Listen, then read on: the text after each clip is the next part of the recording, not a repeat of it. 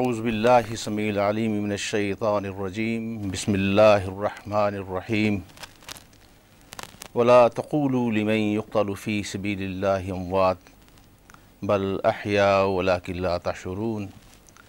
ولنبلونكم بشيء من الخوف والجوع ونقص من الاموال والانفس والثمرات وبشر الصابرین۔ صدق اللہ العلی العظیم۔ ربی اشرح لی صدری یسر لی امری واحلل عقدۃ من لسانی یفقہوا قولی۔ ربنا تقبل منا انک انت السمیع العلیم، آمین یا رب العالمین۔ السلام علیکم ورحمۃ اللہ وبرکاتہ۔ ناظرین، پروگرام دنیا میرے آگے کے ساتھ میں ہوں آپ کا میزبان سمیع اللہ ملک۔ ناظرین، جس طرح آپ واقف ہیں کہ یہ مہینہ حکیم الامت علامہ اقبال کے یوم پیدائش کے حوالے سے تمام مسلمانوں کے لیے بالخصوص اور بالعموم پورے اس خطے کے لیے بہت ایک اہمیت کا حامل ہے۔ اس وقت ہم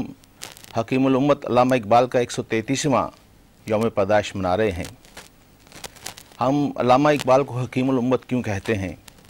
انہیں دانائے راز کیوں کہتے ہیں، پاکستان کا تصور دیکھنے والی شخصیت علامہ اقبال اور پاکستان کا خواب دیکھنے والا علامہ اقبال انہیں کیوں کہا جاتا ہے، اور اس حوالے سے انشاءاللہ آج اس پروگرام میں زیادہ باتیں ہوں گی۔ اور یہ جس طرح میں نے آپ سے اپنے پہلے پروگراموں میں یہ عرض کیا تھا کہ ہمارے یہ پروگرام خالصتاً علمی نوعیت کے ہوں گے، اور اس حوالے سے ہم آپ سے بھی یہ گزارش کریں گے کہ جب یہ ہمارا آدھے گھنٹے کے بعد دوسرا ایک وقفہ شروع ہوگا، وقفے کے بعد جو پروگرام شروع ہوگا اس میں ہم آپ کو بھی دعوت دیں گے کہ آپ بھی ٹیلی فون کے ذریعے اس پروگرام میں ہمارے ساتھ اپنے خیالات کا اظہار فرمائیں، ہمارے ساتھ شریک محفل ہوں۔ لیکن اس پروگرام کو شروع کرنے سے پہلے، اپنے مہمان کا تعارف کروانے سے پہلے، میں ایک چھوٹی سی 2 خبریں آپ کے سامنے پیش کرنا چاہتا ہوں پاکستان کے حوالے سے۔ اس وقت امریکیوں کی یہ پوری کوشش دکھائی دیتی ہے کہ وہ کس طرح سے پاکستان کی حساس تنصیبات کے قریب دہشت گردی کی کوئی ایسی واردات کر دیں کہ جس کے بعد وہ تمام دنیا میں یہ واویلا کر سکیں کہ پاکستان کے یہ نیوکلس جو ہیں یہ خطرے کی حالت میں ہیں، انہیں کسی بھی وقت دہشت گرد جو ہے ان پہ قبضہ کر سکتے ہیں۔ اور اس حوالے سے ان کا جو اپنا ایک پلان ہے، جس کے کئی دفعہ ہم اس پروگرام میں اس کا اظہار بھی کر چکے ہیں، اس مضمون اپنے کردار کے بارے میں اب یہ چیزیں بہت سی باہر آنی بھی شروع ہو گئی ہیں۔ تو پچھلے دنوں 5 ایسے لوگ وہاں پکڑے گئے اس ممنوعہ علاقے میں، جو گھوٹا کے حساس علاقے میں، کہ جب ان کو پکڑا گیا تو انہوں نے کوشش فرار کرنے کی، لیکن یہ ہے کہ ہمارے حساس ادارے کے لوگوں نے جب ان کو پکڑ لیا تو سب سے پہلی بات تو یہ ہے کہ آپس میں وہ پشتو بول رہے تھے، بظاہر شباہت ان طالبان جیسی تھی، ان کی گاڑی کے اندر ہائیلی انٹینسو سافٹیکیٹڈ جو تھے ایکوپمنٹس تھے، بے شمار گرنیڈ اور اسلحہ ایسا موجود تھا۔ اور جب پکڑ لیا گیا تو جب ان سے بات کی گئی تو وہ جب پشتو میں بات کر رہے تھے، انہوں نے اظہار اسی کا کیا کہ شاید وہ پٹھان ہیں یا پختون ہیں یا افغانی ہیں۔ لیکن جب مزید تحقیق کی تو پتہ چلا کہ یہ امریکنز ہیں، یہ اس بدنام زمانہ اور سوائے زمانہ بلیک واٹر کے یہ ارکان ہیں جو کہ اس علاقے میں آئے اور اس حساس علاقے میں آئے، اور ان کے ایک مضموم کاروائیاں تھیں وہ بھی ان سے اگلوا لی گئیں۔ اور جب ان کو پکڑ کے اسلام آباد مارگلہ کے تھانے میں جب ان کو رکھا گیا، اور حساس ادارے کے اہلکار ان سے جب تحقیق کے لیے راستے میں تھے کہ اس سے پہلے ہی ایک بہت سرکاری ریٹائرڈ اہلکار جو ہے وہ اس تھانے میں آئے، اور ایک ہائی لیولز کی سفارش کے اوپر وہ تمام 5 امریکنز کو چھڑا کے لے گئے، اور امریکنز نے فوری طور پہ امریکہ کی ایمبیسی میں پناہ لے لی۔ جس طرح آپ کو پتہ ہے کہ جنیوا کنونشن کے تحت سفارتی قوانین اور سفارتی آداب کے تحت جس ملک کی سفارت خانہ ہوتا ہے وہ اسی کی ٹیریٹری تصور کی جاتی ہے، لیکن مسئلہ یہ ہے کہ اتنے بڑے حساس واقعے کے اوپر ہماری حکومت اور ہماری وزارت داخلہ اور وزارت خارجہ اور حکومت کے دوسرے اعلیٰ اکابرین اب تو کیوں خاموش ہیں؟ یہ کوئی معمولی واقعہ نہیں ہے۔ اگر آپ اس واقعے کے ساتھ امریکن بہت بڑے ایک جرنلسٹ سیمور ہرش کا وہ جو آرٹیکل جس کی باز گشت پچھلے دنوں بہت چل رہی تھی اس کو بھی ملا کے پڑھیں تو ہماری روح تک کانپ جاتی ہے کہ یہ لوگ کہاں تک پہنچ گئے ہیں۔ اس کے ساتھ ہی دوسری خبر یہ ہے کہ سیالہ پولیس کا جو کالج ہے وہ مکمل طور پہ امریکیوں کے حوالے کر دیا گیا ہے، کیونکہ اس حالہ کالج کا جو DIG ناصر درانی تھا، اس نے ان بلیک بارڈرز کے بارے میں جب حکومت کو اطلاع دی کہ کس طرح قلعہ نما عمارت جو ہے اس کالج کے بالکل سامنے ہے، اور 3 کنٹینر جو وہاں پہ لائے گئے ہیں اور ان کی اطلاعات کے مطابق یہ اسلحے سے بھرے ہوئے ہیں، اور وہ قلعہ نما عمارت جو ہے وہ سہالہ کالج سے صرف چند میل کے فاصلے پہ ہے. اور جس طرح ناظرین آپ جانتے ہیں کہ آج کل اتنے سافٹیکیٹڈ ویپنز ضرور آ گئے ہیں کہ وہ چند مائل کی جو مسافت ہے ان کے لیے کوئی چیز نہیں ہے. اور جب یہ معاملہ حکومت تک پہنچا تو بلیک بارڈر کے بھی کان کھڑے ہو گئے، اور انہوں نے پھر ناصر درانی کو خریدنے کی بھی کوشش کی، اور وہ اطلاع بھی جب حکومت کو دی گئی تو گویا پھر اس کے بعد بلیک بارڈرز اور ناصر درانی کے درمیان ٹھن گئی، اور جس کے بعد ناصر درانی نے حکومت سے استدعا کی کہ یا تو آپ انہیں موو کر دیں یا مجھے آپ فارغ کر دیں. تو ہماری حکومت نے بلیک واٹر کو تو فارغ نہیں کیا، بلکہ پورے کا پورا سہالہ کالج جو ہے وہ موو کر کے شیخوپورے جو وہاں پہ موو کر دیا گیا، اور وہ جو سہالہ کالج ہے وہ بھی اس بلیک واٹرز کے حوالے کر دیا گیا ہے.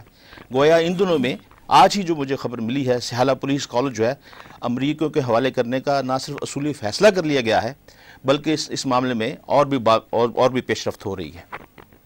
اب یہ جو پاکستان جس کے بارے میں نے عرض کیا کہ یہ پاکستان جو ہے اس کا تصور، اس کا خواب علامہ اقبال نے دیکھا، اور ہمارے آج کے جو مہمان ہیں وہ بھی ایک اقبال پہ اتھارٹی ہیں. یہ ہماری بڑی خوش نصیبی ہے کہ میں نے انہیں زحمت دی کہ آپ تشریف لائیں، اور اس اقبال کے حوالے سے ہم اپنے ملک کی اس ویژن کے بارے میں بات کریں گے، جس طرح ہم نے پہلے اپنے دونوں پروگرام میں ویژن کے بارے میں بات کی تھی کہ اقبال کا ویژن ہمارے پاکستان کے بارے میں کیا تھا، پاکستان کی ریاست کیسی ہونی چاہیے تھی، پاکستان کی ریاست میں شہریوں کو کیا حقوق ملنے چاہیے تھے، اس اقبال نے کیا خواب دیکھا تھا، اگر اسلامی ریاست تھی تو اس اسلامی ریاست کے خد و خال کیا ہونے چاہیے تھے. اس ساری بات پہ گفتگو کرنے کے لیے میں نے زحمت دی ہے جناب پروفیسر شریف بقا صاحب کو. یہ ہمارے بڑے محترم استاد بھی ہیں، اور مجھے ان کی جو تصانیف ہیں ان کی صرف لسٹ پڑھنے کے لیے کم از کم 10 منٹ کی ضرورت ہے. یہ خود اپنی زبان سے یہ بتائیں گے کہ آج اب تک انہوں نے کوئی 6 درجن سے قریب کتابیں لکھی ہیں، اس سے زیادہ کتابیں لکھی ہیں، اور مسودے اس سے بھی کہیں زیادہ ان کے پاس تیار ہیں، اور اس کو بھی ڈونیشن کرنے کے لیے ہر وقت تیار رہتے ہیں کہ کوئی آدمی آگے بڑھے اور اس نوبل کام کو اپنی ذمے لے اور اسے چلائے. لیکن میں علامہ صاحب آپ سے یہ پوچھنا چاہتا ہوں کہ اقبال کی نگاہ بصیرت کا ایک کمال یہ بھی تھا کہ وہ بار بار اس بات کا رونا روتے تھے کہ مسلمانوں میں قیادت کے لیے کوئی اہل نہیں ہے. جی درست. لیکن جب ان کی نگاہ انتخاب محمد علی جناح پہ پڑی تو بے اختیار پکار اٹھے کہ آئندہ مسلمانوں کی رہنمائی کا فریضہ جو ہے انہی کے سپرد کر دینا چاہیے، اسی شخص کو ادا کرنا چاہیے. درست. یہ کیا وجہ ہے کہ علامہ نے اس معاملے میں اس لیڈرشپ کے لیے کسی مولوی کا یا کسی بیوروکریٹ کا انتخاب نہیں کیا؟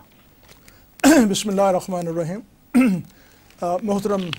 سامعین اور ناظرین،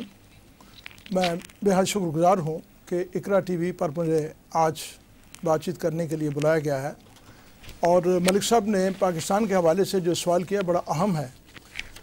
علامہ اقبال نے جس مملکت کا خواب دیکھا تھا، وہ جو خواب تھا وہ بالکل آزاد اسلامی مملکت کا ایک خواب تھا، اور مراد یہ تھی کہ یہ ایک ایسی مملکت ہوگی جہاں کے مسلمانوں کی اپنی حکومت ہوگی، وہاں ان کا اپنا اقتدار ہوگا، اور وہ کسی بیرونی طاقت کی ڈکٹیشن نہیں لیں گے، اور اس میں عوام کی فلاح و بہبود کے لیے کام کیا جائے گا. علامہ اقبال کی تمام شاعری جو ہے وہ عوام کی فلاح و بہبود سے ہی متعلق ہے. علامہ نے کہا تھا، خدا بندہ یہ تیرے سادہ دل بندے کدھر جائیں کہ درویشی بھی عیاری ہے سلطانی بھی عیاری. مصیبت یہ ہے اگر کسی ملک کے حکمران جو ہیں وہ عوام کی صحیح انداز سے فلاح و بہبود کا کام نہیں کرتے، تو سچی بات ہے کہ یہ جو ایگریمنٹ ہے عوام اور حکومت کے درمیان، یہ ایک اس طرح کا ایگریمنٹ ہے کہ اگر حکومت جو ہے وہ لوگوں کے حقوق کا تحفظ کرے گی تو وہ ان کی اطاعت کریں گے. اب عوام جو ہے بیچارے وہ پسے ہوئے ہیں، کہیں بجلی کا بحران ہے، کہیں چینی کی قلت ہے، اور آئے دن فسادات ہو رہے ہیں اور بد امنی جو عام ہو رہی ہے. تو علامہ اقبال ہرگز اس قسم کی مملکت کو خواب نہیں دیکھا تھا. ان کی تو یہ خواہش تھی کہ یہ مملکت ہوگی اور یہاں اسلامی نظام نافذ ہوگا جو کہ عوام کی فلاح و بہبود کا ضامن ہے. میں یہاں چاہوں گا کہ علامہ اقبال کے حوالے سے ان کی ایک چھوٹی سی تحریر جو ہے وہ اس سے وہ کچھ اقتباس پیش کروں. علامہ اقبال کے یہ خطوط جو ہیں یہ قائد اعظم کے نام ہے، اور اس کا نام ہے اقبال's لیٹر ٹو جناح. تو ایک ان کا خط ہے، اس میں وہ یہ چیز بیان کرتے ہیں بہت واضح طور پر کہ ہمیں اسلامی مملکت کیوں چاہیے. I have come to the conclusion that if this system of Islamic law is properly understood